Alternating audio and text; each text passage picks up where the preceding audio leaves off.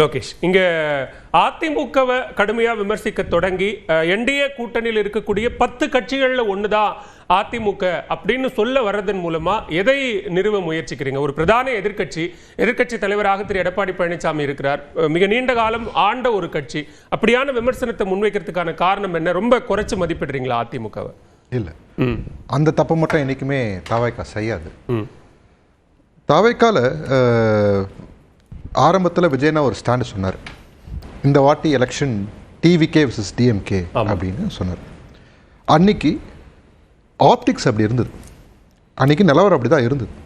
ஏன் அப்படி சொல்கிறோன்னா, 40% வாக்கு வங்கி வச்சுருந்த ஏடிஎம்கே போன தேர்தலில் எவ்வளோ % வாக்கு வங்கி வாங்குச்சுன்றது எல்லாருக்குமே தெரியும். ஒன்று, இன்னைக்கு அதில் இருக்க பெரிய பெரிய தலைவர்கள்லாம் எந்த கட்சியில் போய் சேர்ந்துருக்காங்க, டிஎம்கேல எவ்வளோ பேர் போய் சேர்ந்துருக்காங்கன்றதும் நிறைய பேருக்கு தெரியும். என்டிஏ அவங்களோட ஓட்டை எவ்வளோ விழுங்கியிருக்கிறாங்கன்றதும் தெரியும். ஸோ இது எல்லாத்தையும் தெரிஞ்சுக்கிட்டு தான் அன்றைக்கி அதை சொன்னார். இதில் முக்கியமாக கவனிக்க வேண்டிய விஷயங்கள் என்னென்னா, அப்படி ஒருவேளை நீங்க அந்த வாக்கு அடிப்படையில் ஒரு கணக்கு சொன்னீங்கன்னா, அவங்க என்ன சொல்றாங்கன்னா 2024 நாங்க தனிச்சு நின்று வாங்கின தனித்தனி வாக்குகள் இல்லையா, அது ரெண்டுத்தையும் இப்போ ஒண்ணு சேர்த்தாலே கணிசமான வாக்கு சதவீதம் வந்துரும்னு சொல்றாங்க. அது சேருமான்றது தான் விஷயம். சேர்ந்துட்டாங்களே கூட்டணி, அவங்க சேரலாம், ஓட்டு சேருமான்றது தான் விஷயம். அது அவங்களுக்கே தெரியும் எலெக்ஷன் முடியும் போது. பாயிண்ட் என்னன்னா, இவங்க சொல்றாங்க எடப்பாடியார் ஊர் சுற்றுப்பயணம்லாம் முடிச்சிட்டார் ஒரு ஃபர்ஸ்ட் ரவுண்ட் அப்படின்னு. அதுக்கெல்லாம் வராத ஒரு ஆரவாரம், அதுக்கெல்லாம் வராத இது ஒரு அட்டென்ஷனாக இருக்கட்டும். விஜயனாவை பற்றி 2 நாள் பேசுறதுக்கு வந்து அட்டென்ஷன் அதிகம். அதனால தான் ஒவ்வொரு இடத்துக்கு போகும்போதும் ப்ரெஸ் பீப்புள் மூலிமா வந்து பதில் சொல்லிகிட்டே இருக்கார் விஜயனாக்கு. விஜயனா ஒரு தடவை சொன்னார், அதையும் டைரெக்டாக அவரை மீன் பண்ணல, ஊழல் சக்தினர். இந்த ஊழல் சக்தின்ற வார்த்தையை டே 1லேருந்து சொல்கிறார். முதல் வருஷம் அறிக்கை 2024 கட்சி ஆரம்பிக்க போகிற அறிக்கையிலேருந்து அந்த வார்த்தை இருக்குது. அன்றைக்கி அவங்களுக்கு கோபம் வரல. மதுரை மாநாட்டில் அதிமுக தலைமையே இல்லாமல் இருக்குது அப்படின்னு சொன்னது கோவம் வரல. இப்போ ஏன் வருதுன்னா, அழுத்தத்துக்குலாம் இவர் அடி பண்ணில, கூட்டணி கண்டிப்பாக வரவே போறதில்லைன்ற ரியாலிட்டி புரியுது. இருங்க சார், யார் அழுத்தம் கொடுத்தா? அழுத்தத்துக்கு அடி பண்ணிலன்னா யார் அழுத்தம் கொடுத்தா? ஏடிஎம்கேவும் பிஜேபியும் சேர்ந்து பண்ணியிருக்கு. ஏடிஎம்கே வந்து எங்க பங்கு என்ன இடத்துல பங்கிருக்கு அப்படின்றது ஆதாரத்தோட வெளியே வரும்போது அது வெளியே வரும். ஓகேங்களா? இப்போ விஷயம் என்னன்னா வந்து, விஜயனை பற்றி பேசும்போது வந்த அந்த வரவேற்பு இருக்கு இல்லையா, அது மட்டும் கிடையாது. அவங்களோட பலம் என்னன்றது களத்தில் போய் பார்க்கும்போது தெரியுது. ஓகேங்களா? இன்னைக்கு ஸ்டேஜுக்கு யார் நம்மளை லீட் பண்ணுறான்னு பார்க்கும்போது டிவிக்கு லீட் பண்ணிட்டு போயின்னு இருக்காங்களே அப்படின்றது ரியாலிட்டி செக் புரியுது. அதனால தான் இந்த விஷயமே ஆரம்பிக்கும். இல்லை சார், நீங்கள் அதிமுகவை நேரடியாக விமர்சிக்காத வரைக்கும், நீங்கள் சொன்னது போல நேரடி விமர்சனம் இல்லாத வரைக்கும், அல்லது ஒரு சக்தி திமுக தீய சக்தினோ ஊழல் சக்தி அதிமுகன்னு சொல்லாத வரைக்கும் அவர்களும் பதில் பேசல. அவர்கள் மீதான விமர்சனம்னு ஒன்று வரும்போது நாங்கள் எப்படி எதிர்வினை ஆற்றாமல் இருக்க முடியும்? நாங்கள் பதில் சொல்லித்தான் ஆவோம்னு சொல்றாங்க. முதல்ல அங்கதான் பாயிண்டே. அவர் மீன் என்டிஏ மற்றும் பலர் பாஜக மற்றும் பலன் சொல்லுவோம், பாஜக தானே பதில் சொல்லணுதுக்கு. அவர் என்ன கேக்குறாருன்னா, அப்ப தமிழ்நாட்டுல கூட்டணி கட்சிக்கு யாரு தலைமை தாங்கிறதுன்னு கூட தாவேக தலைவருக்கு தெரியல, அவர் செய்தித்தாள்களையோ தொலைக்காட்சி செய்திகளையோ பாக்குறது அப்படின்னு கேக்குறேன். இல்லங்க, நான் என்ன கேக்குறேன், இவர் எடப்பாடியார் ஒரு பெரிய மேடை அனுப்பிச்சு எல்லா கூட்டணி கட்சியும் கூப்பிட்டு எல்லாரையும் அறிமுகப்படுத்தி இருந்தா லாஜிக் இருக்கு. யார் அமைச்ச மேடையில் எல்லா கூட்டணி கட்சியும் சேர்ந்தாங்க? இப்ப யாருக்கு அரசியல் தெரியல? இந்த கேள்வி வருது இல்ல. எங்களுக்கு அரசியல் தெரியுது சாமி, எடப்பாடியாருக்கு தான் தேசிய அளவுல என்டிஏ கூட்டணி அங்க ஒரு மேடை போடுறாங்க. தேசிய அளவில் இருக்கக்கூடிய பிரதமர் ஒரு முகமா இருக்கிறாரு, அவர் வராரு, அந்த மேடையில எல்லா கூட்டணி கட்சி தலைவர்களும் இருக்கிறாங்க. தேசிய அளவுல அதுல ஏதாவது நீங்க சிக்கல பாக்குறீங்க? தேசிய அளவுல என்டிஏவே இருக்கட்டுங்க, இங்க தமிழ்நாட்டு வந்து அதிமுக தலைமைன்னு சொல்றீங்களே. அதிமுக தலைமை அந்த கூட்டணி அறிவிக்கும் போது அதிமுக தலைமை என்ன பேசுச்சு? பேச விட்டாங்களா? முதல்ல சிரிச்சுன்னு தானே இருந்தாரு. கடைசியில் அவர் ஏஞ்சி பேச ஆரம்பிக்கும் கூட மீட்டிங் முடிஞ்சிச்சுன்னு சொல்லி கூட்டணி போனாங்க அவரை. கரெக்டுங்களா? என்டிஏ கூட்டணி ஆச்சு தான் இப்போ வரைக்கும். மோடி சொன்னாருங்களா எடப்பாடியார் தான் சிஎம் கேண்டிடேட்னு? சொன்னாரா? இல்லையே. தாவேக்காவுடைய இலக்கு என்ன? அதிமுகவினுடைய வாக்குகள். தாவேக்காவோட பாருங்க, அங்கதான் எல்லாரும் தப்பு கணக்கு போறது.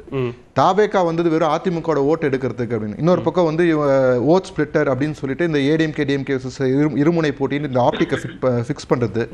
போன தடவை விஜய் என்ன சொன்னாரு, 3 முனை 4 முனையும் சொல்றாங்கன்ற மாதிரி வந்துட்டு அவர் சொல்றாரு. ஓகேங்களா? ஆனா போட்டி யாரோட அப்படின்னும் போது நாங்க தெளிவா டிஎம்கேவோட இருக்கோம். எங்கேயுமே நீங்க அந்த விஜயனா பேசுனதுல கூட அதிகமா பேசுன டிஎம்கே தான். சரி, டிஎம்கே தெளிவா ஏன் தவிர்க்கின்றது தனி கதை. நான் அதுக்குள்ள சொல்லணும் அப்படின்னா அவர் என்ன சொல்றாரு, தமிழ்நாடு வெர்சஸ் என்டிஏன்றார். அவரும் ஏடிஎம்கே அவர் தெளிவா தவிர்க்கிறதுன்னு சொல்றீங்க, அவங்க நாங்க ஒரு பொருட்டாவே பார்க்கலன்னு சொல்றாங்க. ஆமா, பொருட்டா பார்க்காதவங்க தான் விஜயனா என்னென்ன செய்யறாரோ அதையே செய்வாங்க. விஜயனா மக்களுக்கு கூட்டுறாங்க அப்படின்றனால இளைஞரணி மாநாடா ஊரெல்லாம் நடத்துவாங்க. அதுல சட்ட கலர் கலரை கூட தாவேக்கா வந்த அப்புறம் தான் திமுக இளைஞரணி இருக்கா சார்? இந்த தாவேக்கா வந்த அப்புறம் தான் திமுக இளைஞரணி இருக்கா? இந்த அளவு இளைஞரணிகளுக்கு இத்தனை இளைஞரணி மாநாடு நடத்த வேண்டிய அவசியம், ஓகேங்களா? இத்தனை கூட்டம் காட்ட வேண்டிய அவசியம் அவங்களுக்கு. வழியெல்லாம் ரோட் ஷோ மக்களை நிக்க வச்சு கவர்மெண்ட் பஸ்ல லாரியில கூட்டம் வந்து நிக்க வச்சு அந்த கூட்டம் காட்ட வேண்டிய அவசியம், ஓகேங்களா? பேண்ட் கலர் போட்டு அதே பேண்ட் கலர் அதே ஷர்ட் கலர் போட்டு ரேம்ப் வாக் நடக்க வேண்டிய அவசியம், அங்க போயிட்டு கூட்டத்தை செல்ஃபி எடுக்க வேண்டிய அவசியம், இந்த மாதிரி அவசியம் ஏன் வருது? ஓகேங்களா? பேரை சொல்ல தைரியம் இல்லாதவங்க எங்க பர்மிஷனுக்கு இப்ப சேலத்துல வெறும் 5000 பேர் கூடுறதுக்கு 51 விதிமுறைகள் போட்டீங்களே. நீங்க 2 நாள் முன்னாடி ஒரு பெரிய மாநாடுன்னு சொன்னீங்க இல்லையா, அது எத்தனாயிரம் பேர் வந்தாங்கன்னு தெரியல. அதுக்கு எப்ப பர்மிஷன் கொடுத்தீங்க? எங்களுக்கு 30 நாளுக்கு முன்னாடி வாங்கணும்னு சொல்றாங்க தாவேக்காக்கு. உங்களுக்கு எத்தனை நாள் முன்னாடி கொடுத்தீங்க? எங்க பர்மிஷன் காப்பி காட்டுங்க, எத்தனை நிபந்தனை கொடுத்தாங்க காட்டுங்க. ஆளுங்கட்சியில நீங்க இருக்கிறீங்கன்றனால அதை நீங்க துஷ்பிரயோகம் பண்ணுவீங்களா? தாவேக்கா அடக்குமுறை கொடுக்குறீங்கல்ல, அப்ப தாவேக்கா பத்தி பேசாததுக்கு என்ன காரணம்? பயம் தான் சொல்றோம், அவ்வளவுதான். எங்க பார்வை அதுதான். தாவேக்கா பத்தி பேசாது டிஎம்கேக்கு பயம். அதாவது இத வந்து இவர் உதயநிதி சொல்லியிருக்காரு, எடப்பாடியார் வீக்கா தான்ங்கறாரு, இருந்தாலும் அவர் எங்க எதிரியா இருக்கிறது நல்லா இருக்கும்னு. ஏன்னா ஈஸி டார்கெட் அடிச்சு விளையாடலாம் அப்படின்ற ஒரு அப்படி இல்ல. அதிமுக திமுக தான் அப்படிங்கிற விமர்சனத்தை ரெண்டு பேருமே கூர்மைப்படுத்துறாங்க. நீங்க இப்ப திமுக தமிழ்நாடு வெர்சஸ் என்டிஏ தான் சொல்றாரு. தமிழ்நாடு வெர்சஸ் என்டிஏ தான் முதலமைச்சர் சொல்றாரு. அப்படி சொல்றது அது முதல்ல புரிஞ்சுக்கோங்க. போட்டிக்கு சொல்றது லோகேஷ், நான் என்ன சொல்றேன்னா களம் என்னவா இருக்கு அப்படின்னு பாக்கும்போது அதிமுக பிரச்சனை இருக்குது. சூர்யாவும் ஏத்துக்கிறார். தமிழ்நாட்டை பொறுத்த வரைக்கும் இருதுருவ அரசியலாகத்தான் இருக்கிறது. 2 அணிகள் அப்படிங்கறதுல தான் இருக்கு. அருணனும் தொடக்கத்திலே சொன்னார், போட்டிகள் பலவா இருக்கலாம், ஆனா எலெக்ஷன் ரிசல்ட்னு வந்தா அது 2 அணிகளுக்கு இடையில தான் அப்படின்னு சொன்னார். அவங்க நினைக்கிறாங்க தாவேக்காக்கு பலமேல நினைக்கிறாங்க.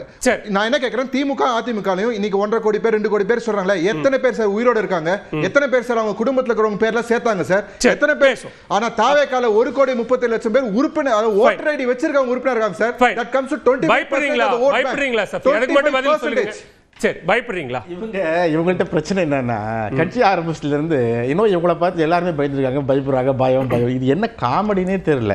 அதுல வேற நண்பர் லோகேஷ் பேசும்போது எதுக்காக இந்த மாநாடு, அது மாநாடே இல்லை, நிர்வாகிகள் கூட்டம். அது நேற்று நடந்தது கூட இளைஞரணியில் இருக்கிற தமிழ்நாடு மொத்தம் இருக்கக்கூடிய 5 லட்சம் நிர்வாகிகள் 1.5 லட்சம் நிர்வாகிகள் கூட்டம் தான் இது.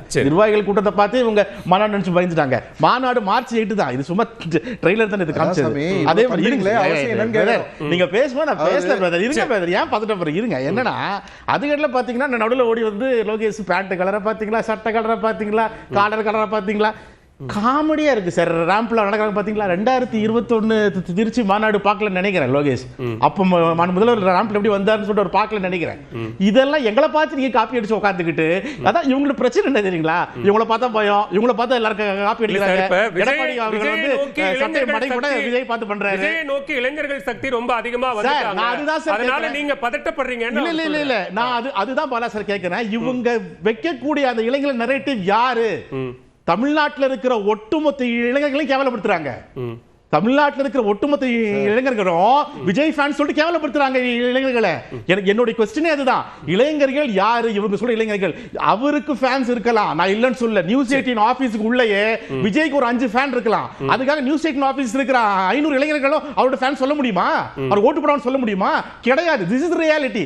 இவங்க இளைஞர்கள் போர்வைக்குள்ள விஜயை உட்கார வச்சுக்கிட்டு விஜய் தான் இளைஞர்களை காக்க வந்த நாயகர் சேவியர் சொல்றாங்க பாத்தீங்களா? That is the problem. இதுதான் நாங்க என்ன. அதே மாதிரி இந்த கூட்டத்தை காட்ட வேண்டிய அவசியம் என்ன? இந்த கூட்டத்தை பார்க்க வேண்டிய அவசியம் என்ன? ஏன் நம்ம ரிபப்ளிக் டேக்கு இண்டிபெண்டன்ஸ் டேக்கு நம்ம பரேட் போடுறோம்? நம்ம ஆர்மி ஸ்ட்ராங்கா இருக்கு, சூர்யா இன்னும் அதிகமா பேசுவாரு, நேவி ஸ்ட்ராங்கா இருக்கு, ஏர்ஃபோர்ஸ் ஸ்ட்ராங்கா இருக்கு. ஏன் அதெல்லாம் காமிக்கணும்? This is the way அவங்க என்ன சொல்றாங்கன்னா, நீங்க அந்த ஆப்டிக்க ஃபிக்ஸ் பண்றீங்க எங்களுக்கு நினைக்கிறீங்க அப்படின்னு சொல்றாங்க. கூட்டம் வருது, அந்த கூட்டத்தை அதை விட ஒரு படி அதிகமா காட்டுறதா கூட்டறீங்க. இருங்க, அதுதான் ரியாலிட்டி. இங்க பாருங்க, அவசரப்படுறீங்க. நான் சொன்ன வரது என்னன்னா, அந்த பரேட் ஏன் காமிக்கிறோம்னா, ஒரு நாடு எவ்வளவு முன்னேறி இருக்கிறது, எந்த அளவு அந்த நாடு வந்து கட்டுக்கோப்பாக வச்சுக்க சொல்லிட்டு காமிக்கிறது தான். அந்த கட்டுக்கோப்பை காமிக்கிறதுக்கு தான் இது. இந்த மாதிரி கூட்டம் நடத்துங்க, கட்டுக்கோப்பா காமிங்க, இளைஞர்கள் வந்தால் இப்படி இருக்கணும், இந்த மாதிரி பண்ணணும்னு சொல்லிட்டு காட்டுக்கு வந்த கதை தவிர இவங்களை பார்த்து இருக்கு சார். அதே மாதிரி நீங்க கேட்டதுக்கு ஒரே ஒரு ரிப்ளை முடிச்சிடுறேன். நீங்க பயமான்னு கேட்டீங்க. திமுக 75 ஆண்டு கால கட்சி 7 மாதத்துல வந்த இவருடைய கட்சியை பார்த்தெல்லாம் பயந்து சொன்னாக்கா ஸ்கூல் பசங்க கூட நம்ப மாட்டாங்க சார். சரி, ஓகே, பேசுவோம். திரு அருணன், நீங்க இல்ல பேசுவோம் வர லோகேஷ், அடுத்த சுற்றுல பேசலாம். அருணன், நீங்க களம் என்னவா இருக்கோ, கலை யதார்த்தம் என்னவா இருக்கோ அதன் அடிப்படையில தான் நம்ம பேச வேண்டியிருக்கு. சூர்யாவும் சொல்றாரு, இங்க அதிமுக பாஜக கூட்டணிக்கான வாக்கு சதவீதம் நாங்க ஒன்றா இணைந்து திமுகவை எதிர்க்கும் போது எங்களுக்கு கிடைக்கக்கூடிய செல்வாக்கு அதிகமா இருக்கும். அதே நேரத்தில் திமுகவை நீங்க ஒரு வீக்கெண்ட் போர்ஸா பார்த்து அவங்களை ஈஸியா அடிச்சிடலாம், மற்ற மாற்று சக்திகளை அடிக்க முடியாதுன்னு நினைக்கிறீங்களா அப்படின்னு தாவேக தரப்பும் கேட்கிறாங்க. இல்ல, இந்த முதல் பாயிண்ட், பாஜக தனிச்சு நின்னுச்சு, அதிமுக தனிச்சு நின்னுச்சு நாடாளுமன்ற தேர்தல்ல. அப்ப ரெண்டு உடனே ஆட்டோமேட்டிக்கா சட்டமன்ற தேர்தல்ல சேர்ந்துரும். முதல் பாயிண்ட், ஏன் பாஜகவோட சேரல? அதிமுக என்ன சொல்லிச்சு? பாஜகவோட சேர்ந்தா எங்களுக்கு சிறுபான்மை ஒரு வாக்கு கிடைக்காது,